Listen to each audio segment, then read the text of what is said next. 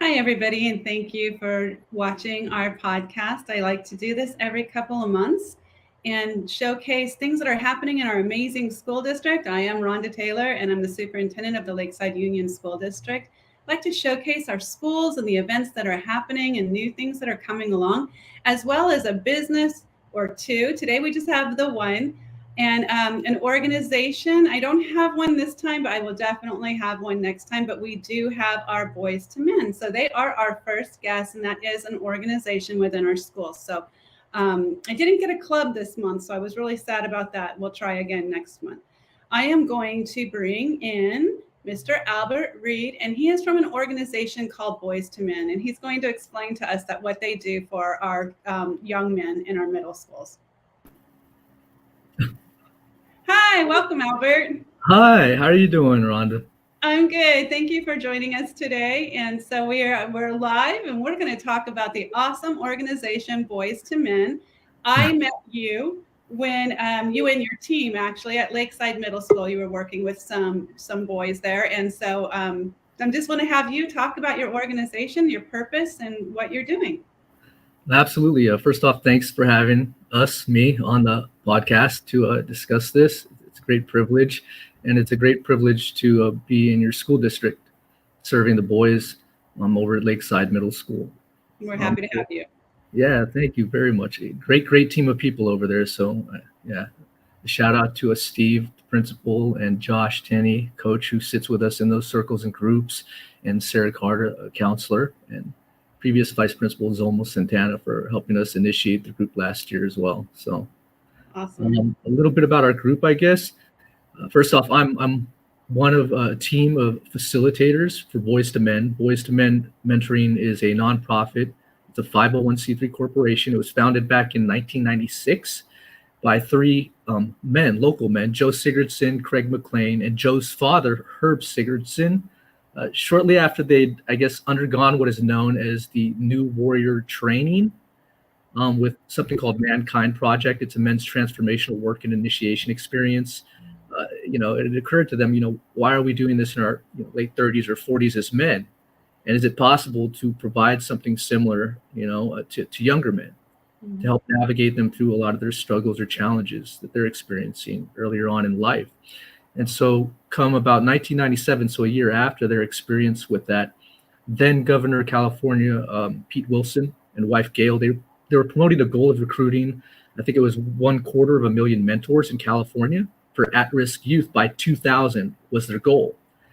And Joe and his team, they got word of this, and so they jumped right on it. And then talking about the following 7 years or so, they were building and revising their program, doing what they were uniquely qualified to do, which was to take the skills that they had learned in introspection, self-reflection, that stuff, accountability, and then transfer that into a program that could serve the youth of our county. So after another 7 or so years, there were about 35 Boys to Men centers worldwide. So this thing really caught on like a wildfire. They started in their neighborhoods with as few as 10 boys, with local little leagues. I believe it was the Boy Scouts and so forth. And then by 2009, Boys to Men was in the San Diego county schools. And from then on, we've just continued to grow. Today, we have chapters in other states. As of today, right now, we have 21 groups running in, I think it's 20 schools all over San Diego County, from as north as Fallbrook to as close to the coast as Barrio Logan and Stockton areas, to Chula Vista, Lakeside, you name it, we're there or trying to be there. Right. And what we do is we actually serve middle and high school boys. So boys between the ages of 12 to 17 years old. As many of us know, especially those who are either parents or those working in schools, it's a very kind of pivotal time in a young man's life. A lot of transformation is going on physiologically, psychologically for them. Our program's designed and adapted to the needs of our schools communities that host it, and we conduct weekly groups that can be between about 50 to 60 minutes long. So, for example, at Lakeside, we have an hour group that runs once a week, and we accommodate up to 20 boys in our groups. So that's quite a few boys. And whom are identified and invited to join us by their school admins and certificated staff. The boys' backgrounds and their needs, they vary. Some might be at risk of, let's say, like dropping out or juvenile delinquency or gang involvement. But those aren't the only boys that we're working with. Others might not be dealing with those things, and they may just need fellowship or to feel seen or to be heard. Right. So, we provide a space for that as well. We basically welcome all boys. The more diverse the group, obviously, the more enriching our discussions are with the boys, because now they're providing their own life experience and what they're faced with in life, and then they're discussing that amongst themselves and other mentor volunteers who accompany us to our groups. Young men who may not normally hang out with each other on campus are provided with a unique opportunity to engage in direct, meaningful, open, honest conversation with other boys they would otherwise wouldn't think to talk to, perhaps even. Right. So it's a good basis for generating new friendships and opening one's minds to the experiences of others who we may not, really kind of be considering, right, on a usual basis. And the way that we do all of this is we rely on an impossibly diverse network of men from around the county of San Diego to hold space for and empower thousands of boys in these schools. And we recruit these men, or they come because they've found out about us from somebody that they know, or they've heard about us or seen billboards or something, or read about us. And then they go through a live scanning process. So there's a background check involved for all of our volunteers who participate on the schools. And then they're assigned to schools based upon, when their availability is, or basically where they are at. So if it's a man from a specific community where one of the schools that we're working in is, then it would make sense to have that man join us there. So maybe he could speak to certain things that are specific to that community. We meet the young men where they're at, basically, in these groups. And we have some basic principles that undergird our approach inside of the circles that we conduct. It doesn't make much sense to say it. I guess FRAP is one of our acronyms, FRAP. I guess in a way it does mean something. It means to bind. If you were to look it up, FRAP means to bind. So we're not there to bind these young men. Rather, we're there to, we have another acronym called LAMP, LAMP, so to provide a light. And then in order to meet the boys where we're at, what the acronyms stand for is for FRAP, we're not there to fix these young men. They don't need fixing. They're not broken. We're not there to rescue these young men either. Their predicaments are the whetstone upon which they'll hone their resolve and their ability to address the issues in their own unique ways. They are capable of critical thinking, right? And so the A in FRAP means advice. We do not provide advice for these young men. We don't undermine their ability to critically think of solutions to their own challenges in life. And we encourage them, we hold space. And then lastly, we don't project. So, like I said, we have an impossibly diverse network of men who participate in this to hold space as mentor volunteers. And they come from all different walks of life and backgrounds, dilemmas, opinions, philosophical, political, religious persuasions. And so one of those big rules is that we don't walk into these groups and then project on them what it is that we believe in, right? Our main job is to just, and this is LAMP, is to listen to them, is to accept them, is to model for them. How do we model for them? We do so by basically relating to them. So if a young man is sharing in the circle something about, things that are going on at home or things that he's seen in the past that have created a great deal of grief, sadness, trauma, and then something's triggered with one of the mentor volunteers or one of us as facilitators, because, if you've got 4 men in the group, there's a high likelihood that we've experienced a little bit of what they're going to bring to the table in that group and share as well, right? So then we can speak to that and we can discuss how maybe we navigated those things. So we're not there to necessarily advise them or tell them how to do things, but rather to discuss with them the millions of different ways that we've screwed up in life.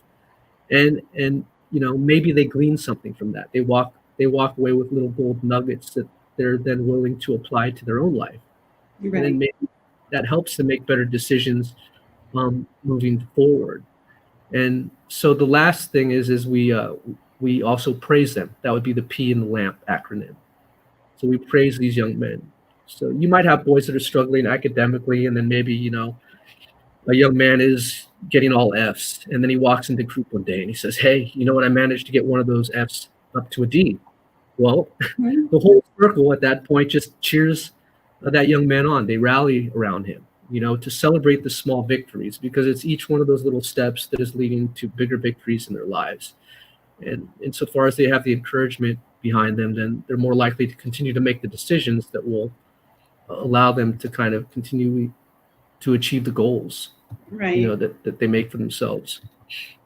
Well, all of this is so important to our young men who some of them may not have the role models at home or be able to have those conversations. And so it helps them as far as preparing them for the academics. It's like if they are not ready in a place where they can open to learning, then this is one of those avenues that you are providing to help them, get them ready to learn the academic portion of their day. And I've seen you guys in action with them, and I just really appreciate all of the work that you're doing with our young men.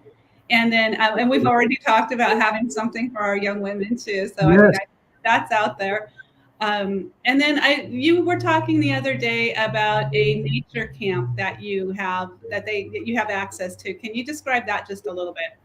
Absolutely. So Boys to Men is, it's beyond the schools, right? It really is. That's a starting point, really. That's where we build the trust. That's where we make initial contact with a lot of these young men. But throughout the course of a year, right, we continue to do this work. We discuss the things that we do, and then the hope is that they'll continue to open up and exhibit leadership skills, accountability, honesty, integrity, vulnerability. A lot of these things that I guess in the past have been dismissed, right, as characteristics of being a man. You don't want to talk about your problems. You don't want to share your emotions, that type of a thing.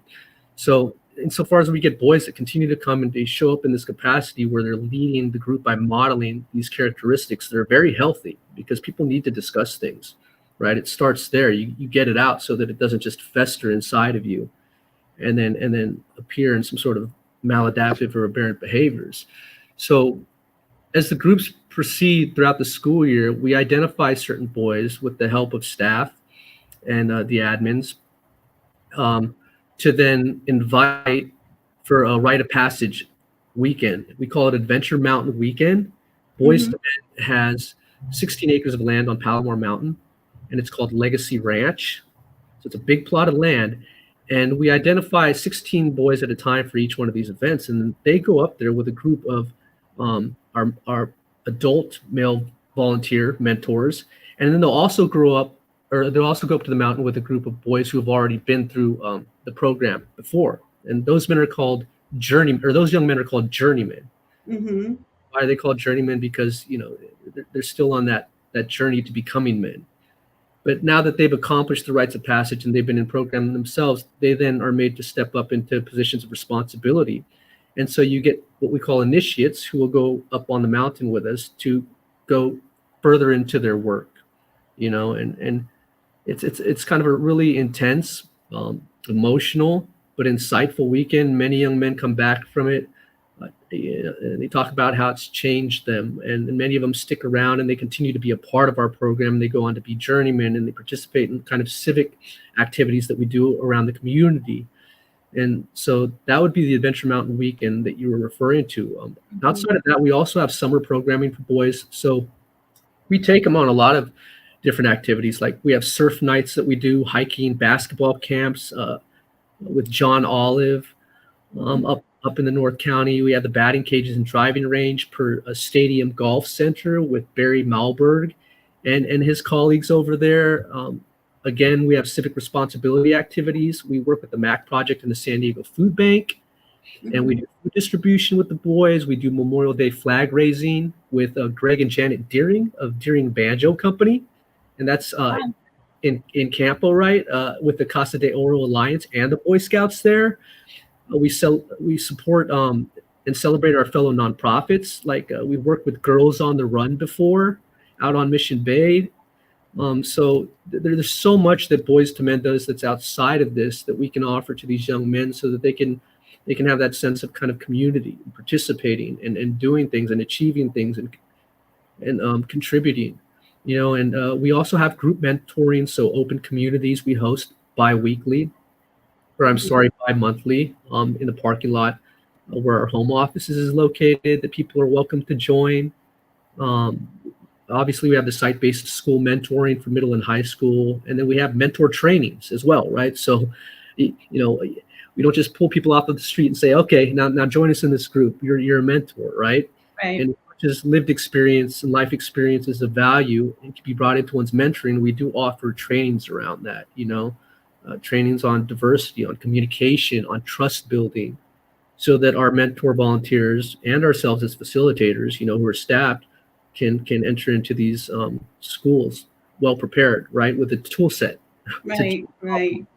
In Well, order it sounds like an amazing program. I know it is an amazing program, and I'm sorry, but our time is up. And I love how you get so on fire talking about it, because you're very passionate about this work. So, and I've seen it really do wonders for our students. So once again, just thank you for joining us, and thank you for talking about this. And I know that you attend events at schools, and you guys have flyers and you're passing out so that if people are interested, they can know more about you.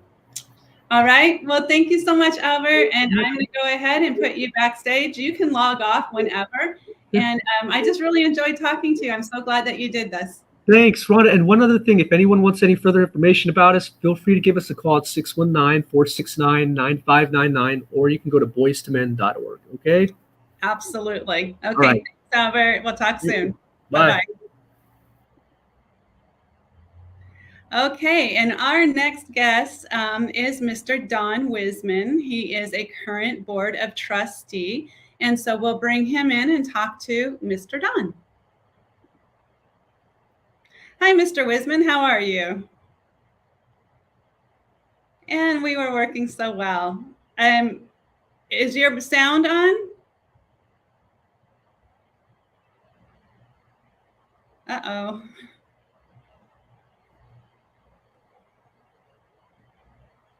And now he's gone.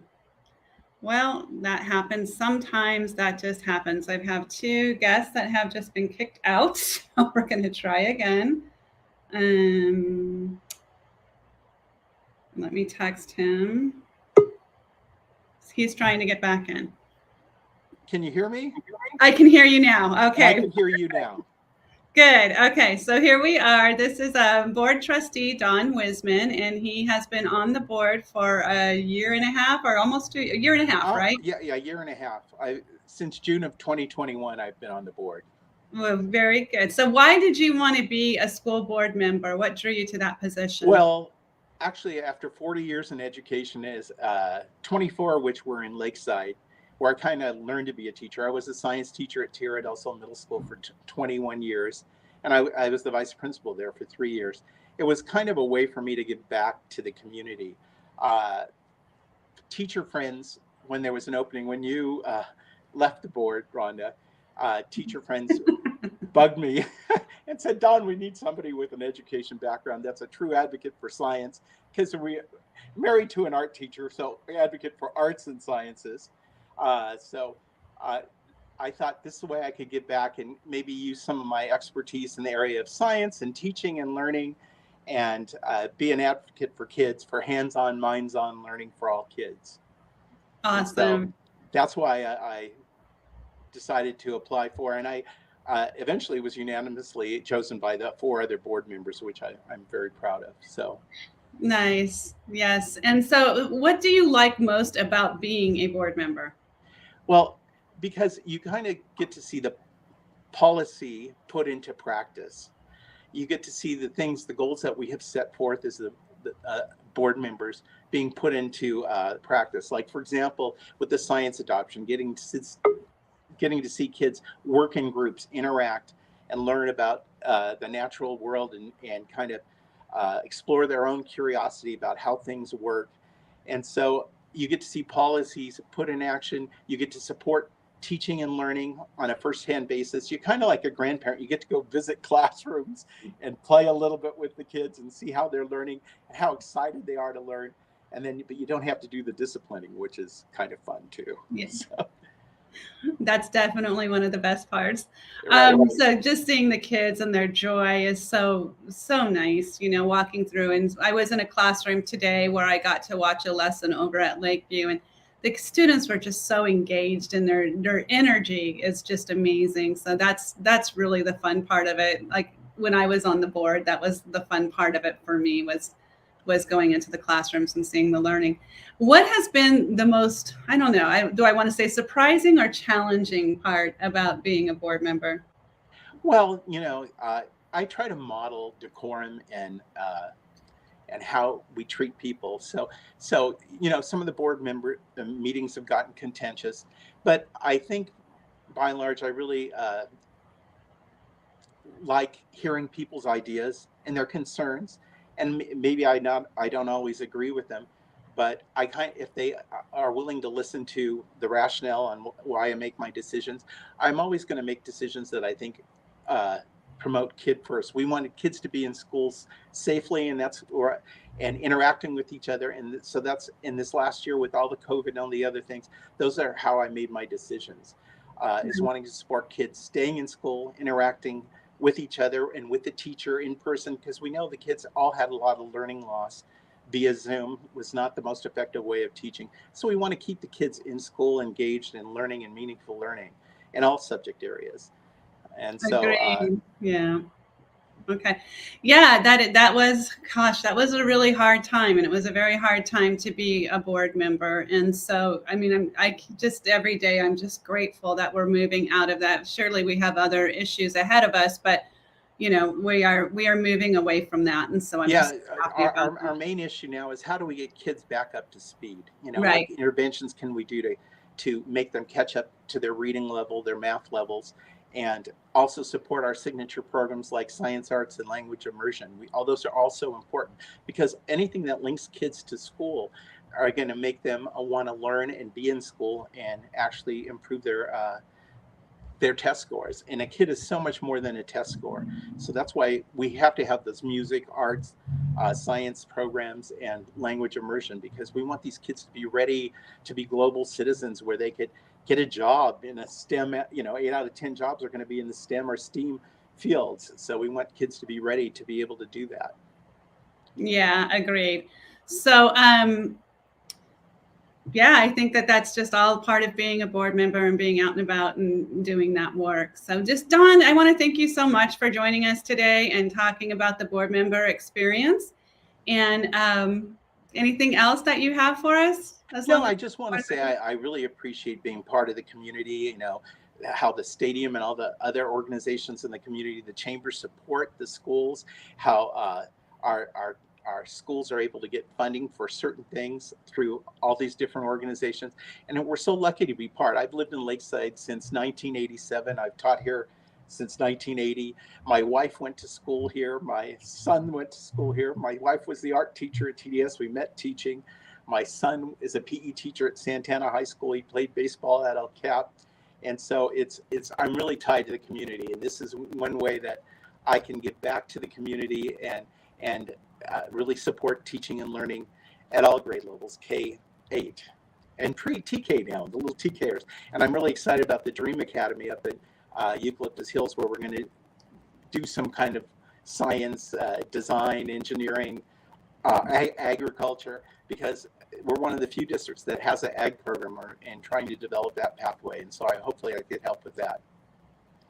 Yeah, that is exciting. I'm excited about the Dream Academy too. So that's just definitely something that it's close to my heart. I want that. I just can't wait till we can open full time for all of the kiddos. Right. So, okay, Don, well, thank you. Our time is up, and thank you for joining us. And thank you. We will talk soon. Okay, talk to you later. Bye. Have a great day. Bye-bye. Yeah, you too.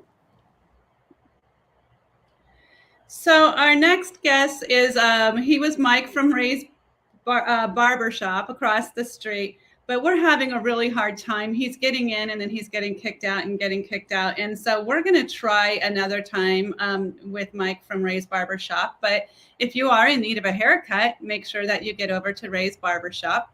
And I would like to bring in my next guest a little bit early. So I'm seeing her sit down right now. So I'm going to pull her in. And hi, Kelly Gilbert. Hi, how are you? Good. I'm bringing him in a little early. One of our guests, it just got booted out. So he's going to try another time. But so this is Kelly Gilbert. She is our amazing principal at Lemon Crest Elementary. And so Kelly, tell us what's great about Lemon Crest. Thank you for having me. So we have so many exciting things happening at Lemon Crest this year. I'm new to the school, but not new to Lakeside. And so I'm really excited to pick up the baton at Lemon Crest that had already been started last year, specifically with regard to a program called Expeditionary Learning.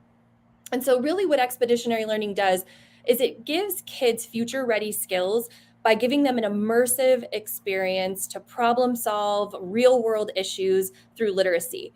And so our kids are doing some fabulous things right now.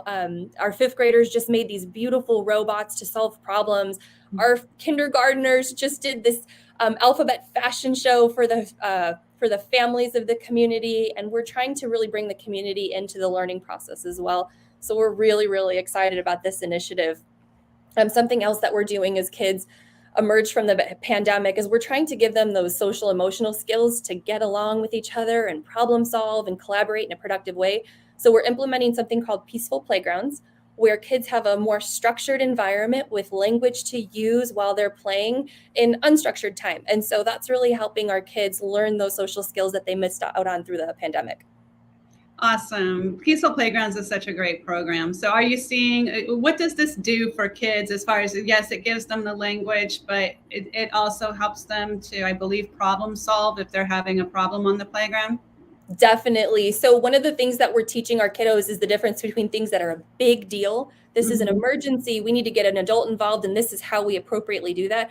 Or, hey, this is a little deal. I'm going to use my resiliency skills and strategies that we're working on in the classroom to work with my peers to solve these problems on the playground. And we do it through playing games, different ways of engaging with one another so kids become more resilient. We want them to learn how to win appropriately, how to lose appropriately, how to negotiate interpersonal conflict. And so it's been really, really positive. We're seeing the language be used throughout the campus. It's transferring over to the lunch area. It's transferring over to the classroom. So we're really, really excited about the work that we're doing on that front. That sounds amazing. Okay, and so do you have any big events coming up or anything along those lines, or did you just already have them all? Yeah, well, we just had Boo Bash on Friday, which was super fun to have the community out. We had dress up, we had face painting. Our PTA was absolutely amazing in working on this.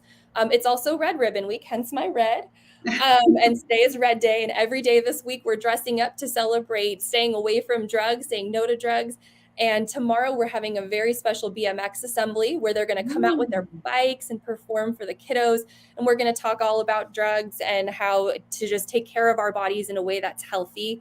On Monday, we are doing our Halloween parade. So our families are going to come to school and watch our kids parade around campus. And we are super, super excited about that. It is so nice to be able to welcome our parents back on campus for events like that. And so, yeah, just really, really excited about that. Okay, well, Kelly, I just want to thank you so much for joining us, and good luck with the rest of your school year. Thank you so much for having me. Place to be. Thank you. Bye-bye. Bye-bye.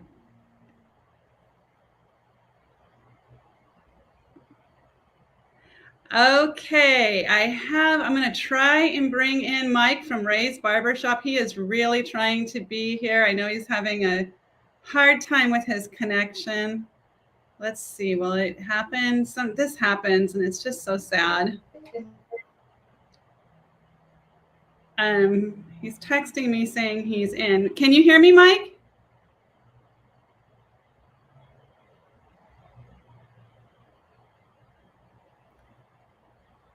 Let me see if his camera's, can you hear me?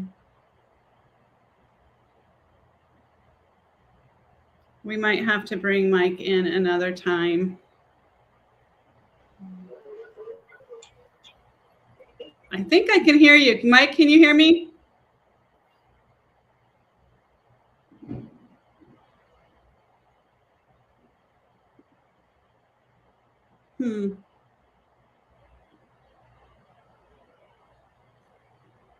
Okay, well, I think that we're going to have to schedule this. Trying again. Hang on. Let's see if he can go. He's got a bad connection, he's saying. So next time I'll bring him over to the district office and we'll get him in. Ray's Barbershop is a great business here in Lakeside. So I really appreciate them and want to showcase them. So then that is all for today, friends. And I will be doing another one soon. And I will get Mike back in here from Ray's Barbershop. And I hope that you enjoyed our time together. And if you have a business that you would like to have featured on with us, then please let me know. Reach out, rtaylor@lsusd.net. And have a great rest of your day. And we'll see you next time. Bye-bye.